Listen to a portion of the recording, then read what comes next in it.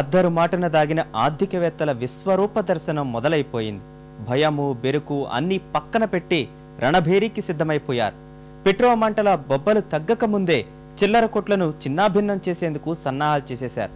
విపక్షాలు వద్దన్న, నిపుణులంతా విభేదించినా తొణకకుండా కీలక నిర్ణయం తీసేసుకున్నారు.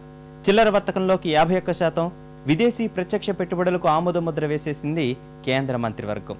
చిల్లర వర్తకంలో 51%, ప్రసార మాధ్యమాల్లో 74%, విమానయాన రంగంలో 49%, పరాయి పెట్టుబడులకు పచ్చ జెండాతో పాటు పనిలో పనిగా 4 ప్రభుత్వ రంగ సంస్థల్లో వాటాల విక్రయానికి రంగం సిద్ధం చేసేశారు. వ్యతిరేకతలు అన్నీ బేఖాతరు చేస్తూ యూపీఏ తీసుకున్న ఈ నిర్ణయం వివాదాస్పదం కావడానికి ఎన్నో సహేతుక కారణాలు.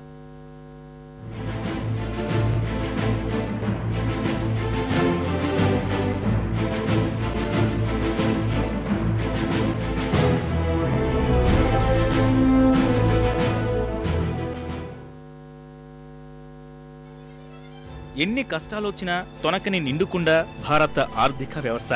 ఇదేదో సాధారణ పొగడ్తో మన జబ్బులు మనం చర్చుకోవడమో కాదు. 2008కి ముందు వెనక వెన్నాడిన అన్ని సంక్షోభాల్ని తట్టుకుని నిలబడి భారతీయ ఆర్థిక ముఖచిత్రంపై ప్రపంచ దేశాలు ఇచ్చిన కితాబు. మూలాలు బలంగా ఉన్నాయి, మనకేం భయం లేదంటూ ప్రణబ్ లాంటి పెద్దలే ఇచ్చిన భరోసా. దానికి తగ్గట్టే అమెరికా అప్పుల్లో కూరుకుపోయిన, ఐరోపా సమైక్య రుణ సంక్షోభంలో చిక్కి విలవిలలాడుతున్న మన దేశీయ విపణులు మాత్రం ఎప్పుడూ ఎక్కడా స్థైర్యాన్ని కోల్పోలేదు. కారణం ప్రపంచీకరణ ప్రభావం ఎంత వెంటాడినా ఇంకా కాస్తో కూస్తో మిగిలిన స్వదేశీయత. కీలక రంగాల్లో నేటికీ కొనసాగుతున్న ప్రభుత్వ అజమాయిషి. భారత ఆర్థిక రంగానికి కవచకుండలాంటి ఒక్క నిర్ణయంతో తూట్లు పొడిచేసింది కేంద్రంలోని యూపీఏ ప్రభుత్వం.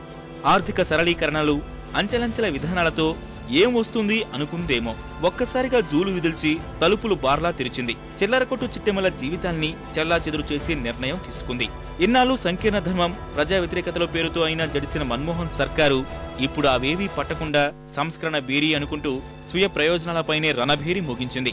విశ్లేషణలోకి వెళ్లే ముందు ఇంతకీ యూపీఏ ఏం చేసిందనేది చూస్తే, మిత్రపక్షాల ఒత్తిడితో ఇన్నాళ్లు ప్రభుత్వ పరిశీలనలో మగ్గుతోన్న విదేశీ ప్రత్యక్ష పెట్టుబడుల అంశానికి ఎట్టకేలకు ఆమోద ముద్ర వేసింది. చిల్లర వర్తకంలో 51%, ప్రసార మాధ్యమాల్లో 74%, పౌర విమానయాన రంగంలో 49% ఎఫ్డీఐలను అనుమతించాలని నిర్ణయించింది. వివిధ ప్రసార మాధ్యమాల్లో ఎఫ్డీఐ వాటా 74%కి పెంచేందుకు మంత్రివర్గం పచ్చజెండా ఊపింది.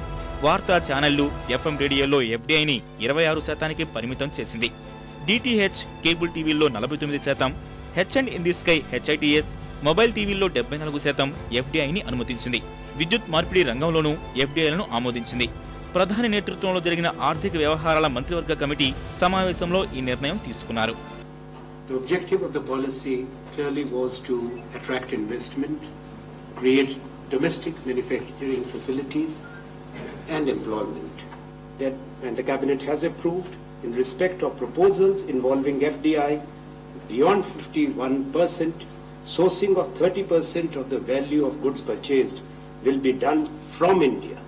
That these front end can be opened only in cities with a population of 1 million or above.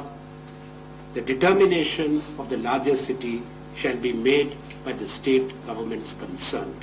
ఇంతటి కీలక నిర్ణయంపై ప్రధాని నుంచి వచ్చిన స్పందన, భారీ సంస్కరణలు చేపట్టాల్సిన సమయం ఆసన్నమైందని, అంతేగాక ఆర్థిక వృద్ధిలో కిందకు పడిపోవాల్సి వస్తే పోరాడుతూ పడిపోవాలని వ్యాఖ్యానించారు ప్రధాని.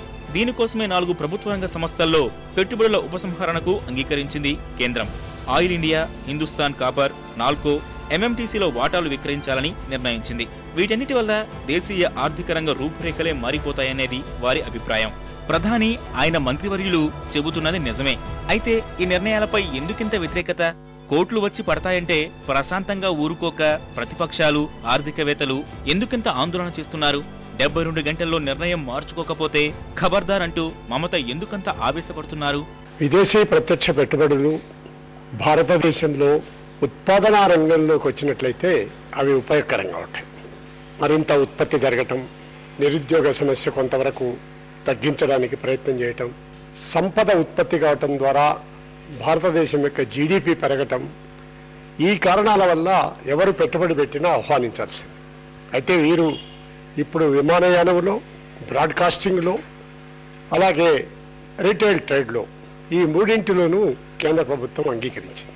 ఇది ఎందుకు ప్రమాదకరం అంటే, రీటైల్ ట్రేడ్లో వివిధ దేశాల్లో ఇప్పటికే వచ్చినటువంటి అనుభవాలను బట్టి థాయిలాండ్లో, ఇండోనేషియాలో, మరికొన్ని దేశాల్లో ఎక్కడెక్కడైతే branded or unbranded foreign companies malls open చేశాయో అక్కడ రీటైల్ ట్రేడ్ విపరీతంగా దెబ్బతింది. ఇది ఒక్క వామపక్షాల ఆందోళనే కాదు. 25 లక్షల కోట్ల విలువ చేసే దేశీయ చిల్లర వ్యాపార విపణికి చలి జ్వరం తీసుకొచ్చే వినాశకర నిర్ణయం. ప్రత్యక్షంగా 2 కోట్లు, పరోక్షంగా 5-6 కోట్ల మంది జీవనోపాధికి ఎసరు పెట్టే ముసలం. ఉపాధి గాలిలో దీపం అవుతుంది. బహుళ వాణిజ్య చిహ్నాల చిల్లర వర్తకంలో 51% విదేశీ ప్రత్యక్ష పెట్టుబడులకు అనుమతించిన కేంద్రం నిర్ణయంపై దేశవ్యాప్తంగా నిరసనలు, ఆగ్రహాలు భగ్గుమనడానికి అసలు కారణమూ అదే. నిజానికి చిల్లర వర్తకంలో విదేశీ ప్రత్యక్ష పెట్టుబడుల వివాదం నిన్న ఈ రోజుది కాదు. మన చిల్లర కోట్ల గల్లాల్లో కొల్లగొట్టేందుకు బహుళ జాతీయ సంస్థలు 4 ఏళ్లుగా కాచు కూర్చున్నాయి. వాల్మార్ట్, క్యారీఫోర్, టెస్కో వంటి అంతర్జాతీయ దిగ్గజాలు మన విపణులకి రావాలని తహతహలాడిపోతున్నాయి. ఇప్పటికే భారత విపణిని అధ్యయనం చేసిన చాలా విదేశీ సంస్థలు దేశీయ భాగస్వామితో నేరుగా భారత చిల్లర వర్తక విపణిలోకి వచ్చే అవకాశాలున్నాయి. ప్రస్తుతం 25 లక్షల కోట్లుగా ఉన్న మన చిల్లర వర్తకం విలువ 2014 నాటికి 45 లక్షల కోట్లకు పెరుగుతుందని అంచనా. స్థూల దేశీయోత్పత్తిలో దాని వాటా ఏకంగా 15%. దేశంలో 8% మందికి ఈ రంగమే జీవనాధారం. ఇంతటి కీలకమైన రంగంలోకి పూర్తి స్థాయి మేధోమదనం, ఆర్థికపరమైన రక్షరేఖలు లేకుండానే 2006 ఫిబ్రవరిలో ఏకచిహ్న ఉత్పత్తులకు తొలిసారిగా విదేశీ ప్రత్యక్ష పెట్టుబడులు అనుమతించారు. రిలయన్స్, షాపర్స్ స్టాప్, స్పెన్సర్స్ లాంటి సంస్థలు భారత చిల్లర వ్యాపార విపణిలో జోరు మీదున్నాయి. ఆహార వస్తువులు, దుస్తులు, వంట సామాగ్రి, పాదరక్షలు, ఎలక్ట్రానిక్ వస్తువుల వరకు అన్ని ఉత్పత్తులు విక్రయిస్తున్నాయి. ఇప్పుడు వీటి సరసన విదేశీ చిల్లర దుకాణాలు వెలుస్తాయి. దానివల్ల పర్యవసనం 51% పెట్టుబడి పెట్టే పాశ్చాత్య పెద్దన్నలు యజమానులుగా, కార్యనిర్వాహకులుగా మారుతారు. పెట్టే ప్రతి కొట్టు, చేసే ప్రతి కొనుగోలుపై వారి వాటా వారికి సలక్షణంగా చేరిపోతుంది. అంటే చట్టబద్ధమైన పద్ధతిలోనే లక్షల కోట్ల భారతీయ ఆర్థిక జవసత్వాలు పొరుగు పెట్టుబడిదారుల జేబుల్లోకి చేరుతుంది. ఈ పరిణామం వల్ల మన దేశానికి లాభం కంటే ఆ రంగంపై దేశీయంగా ఆధారపడుతున్న కోట్లాది మందికి భవిష్యత్తులో కలిగే నష్టం ఊహించలేనిది. వాల్మార్ట్ లాంటి సంస్థలు చిన్న చిన్న వ్యాపారాలను అమాంతం మింగేయడం ఖాయమన్నది విశ్లేషకుల మాటే. రీటైల్ వ్యాపారంలో విదేశీ పెట్టుబడులు ప్రవేశించిన వాల్మార్ట్ లాంటి సంస్థలు వచ్చిన వారి ఉత్పత్తుల్లో 30% భారతదేశంలోని చిన్న, మధ్య తరహా పరిశ్రమల్లో తయారైనవే ఉంటాయని సర్కారు చెబుతోంది. కానీ ఒకసారి మన చిల్లర వ్యాపారంలో విదేశీయులు ప్రవేశించాక పరిస్థితులు ఎలా ఉంటాయో చెప్పడం కష్టమే. రైతుల నుంచి సంస్థలో నేరుగా కొనుగోలు చేయడం వల్ల వారికి మంచి ధర లభిస్తుందని, ఉపాధి, ఉద్యోగ అవకాశాలు మెరుగుపడతాయన్న ప్రభుత్వం వాదనని ఏమాత్రం నమ్మలేని పరిస్థితి. ఈ సంచయనాత్మకమైనటువంటి నిర్ణయాలు భారతదేశ ప్రభుత్వం తనంతట తాను తీసుకుందా, లేకుంటే అమెరికా ఒత్తిడితో తీసుకుందా అనేటువంటి ప్రశ్న కూడా ఉంది. అందులో భారతదేశానికి చెందినటువంటి పెద్ద నాయకులు కొంతమంది ఇటీవలే అమెరికా పోయి రావడం, అవతల భారతదేశ ప్రధాని గురించి కూడా కొన్ని విమర్శలు రావడం వచ్చినటువంటి నేపథ్యంలో ఇవి వాళ్ళ ఒత్తిడితో కూడా తీసుకున్నారు. ఈ వాల్మార్ట్ వాళ్ళు చాలా కాలం నుంచి, ముఖ్యంగా 2 సంవత్సరాల నుంచి కూడా వాళ్ళు ఇక్కడికి వచ్చి పెద్ద పెద్ద పట్టణాల్లో వాళ్ళ షాపులను పెట్టాలి అనేటువంటి ప్రయత్నం చేస్తున్నారు. దాని లాబియింగ్ కోసం కూడా సుమారు 40-50 కోట్ల రూపాయల దాకా ఖర్చు పెట్టారు అనేటువంటివి కూడా వార్తాపత్రికల్లో వచ్చాయి. ఇప్పటికే ద్రవ్యోల్బణానికి అడ్డు అదుపు లేక సామాన్యుడు ముప్పు తిప్పలు పడుతున్నాడు. దీనికి కేంద్రం చెబుతున్న మాట విదేశీ ప్రత్యక్ష పెట్టుబడులతో అద్భుతాలు జరిగిపోతాయనే. ఎందుకంటే వస్తువుల సరఫరా, సంస్థల మధ్య పోటీ పెరిగి స్థిరత్వం, ధరల పరుగుకు కళ్లెం వేస్తుందని యూపీఏ సూత్రీకరిస్తోంది. కానీ భవిష్యత్తులో అవే బడా సంస్థలు సిండికేటుగా మారి జనం పేకి నులిమితే అడిగేదెవరు? ఇప్పటికే దేశంలో కొన్ని పెద్ద పెద్ద సంస్థలు చేస్తున్న గుత్తాధిపత్యపు గూడు పుఠానీలు గుబులు రేపుతున్నాయి. ఈ విషయానికి కేంద్రం ప్రకటనల్లో ఎక్కడా స్పష్టమైన వివరణ మాత్రం కనిపించదు. ఒక కేంద్ర మంత్రి పేరు కూడా వచ్చింది. ఆయన వెళ్ళి అమెరికాలో తిరిగి ఇదంతా చేసి పెడతానని చెప్పి చేసుకున్నాడని, ఆయన తరఫున, గవర్నమెంట్ తరఫున వాడు ఇదంతా చేస్తామని చెప్పి మాట ఇచ్చినది. అక్కడ ఈమె మమతా బెనర్జీ ఒక అపోజిషన్ వల్ల అది ఆగిపోయింది.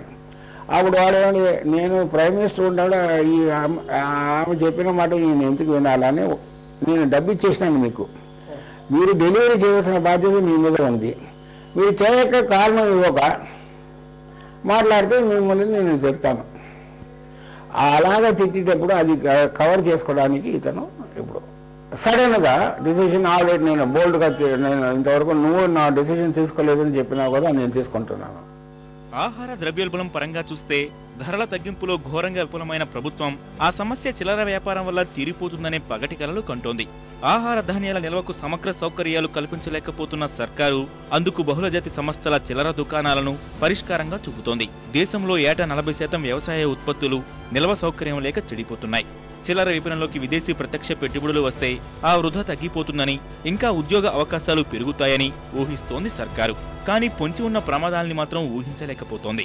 దేశీయంగా ఎంత వ్యతిరేకత వస్తుంటే కేంద్రం చిల్లర నిర్ణయం వల్ల కార్పొరేట్ సంస్థలు మాత్రం గాల్లో తేలిపోతున్నాయి. ఇప్పటికే అమెరికా, ఇంగ్లాండ్కు చెందిన కొన్ని కంపెనీలు తమ హర్షాన్ని కూడా తెలియజేశాయి. ఆ లోగుట్టు కూడా మన వారికి తెలియడం లేదు. భారీ సంస్థల ఆధిపత్యం ప్రారంభమయ్యాక పెద్ద దేశాల్లోనే చిరు అంగుళ్లు మూతపడిన దాఖలాలు కోకొల్లలు. ఫ్రాన్స్, డెన్మార్కుల్లోనే కాదు, అమెరికా, జపాన్ దేశాల్లోనూ కార్పొరేట్ చిల్లర అంగళ్ల దాటికి చిరు వ్యాపారులు విలవలాడారు. ఇప్పుడు మనవంతు. వచ్చే 5 ఏళ్లలో మన చిల్లర విపణి 70 లక్షల కోట్లకు చేరబోతోందనేది అసోచం అంచనా. ఆ నేపథ్యంలోనే విదేశీ సంస్థలకు మన చిల్లరపై కన్ను. ప్రభుత్వం కూడా దేశీయ పరిస్థితులను ఆలోచించకుండా విదేశీ విపణులను ఆహ్వానించడం, మన వెలితో మన కన్ను పొడుచుకోవడమే. ఇక విమానయానంలోకి, ప్రసార మాధ్యమాల్లోకి ప్రత్యక్ష పెట్టుబడుల అనుమతి పరిమితుల పెంపుది అదే దారి. కొందరి కార్పొరేట్ పెద్దల ప్రయోజనాల కోసం దేశం దీర్ఘకాలిక ఫలాల్ని పణంగా పెట్టడాన్ని ఎవరు మాత్రం సహించగలరు? మొత్తంగా చూస్తే కేంద్రం తాజా నిర్ణయాలు స్వపక్షంలోనే కుంపట్టు రాజేశాయి. మమత, ములాయం తదితరులు ఇప్పటికే యూపీఏపై భగ్గుమంటూ వెనక్కి తగ్గాలని ఒత్తిడి ప్రారంభించారు. ప్రతిపక్షాలు దేశవ్యాప్త ఆందోళనల్ని ముమ్మరం చేస్తున్నాయి. వీటిని చూసైనా మన్మోహన్ సర్కారు వెనక్కి తగ్గుతుందా, లేక ఉంటేనేం పోతేనేం అనే ధోరణిలో ముందుకు వెళ్తుందో చూడాలి.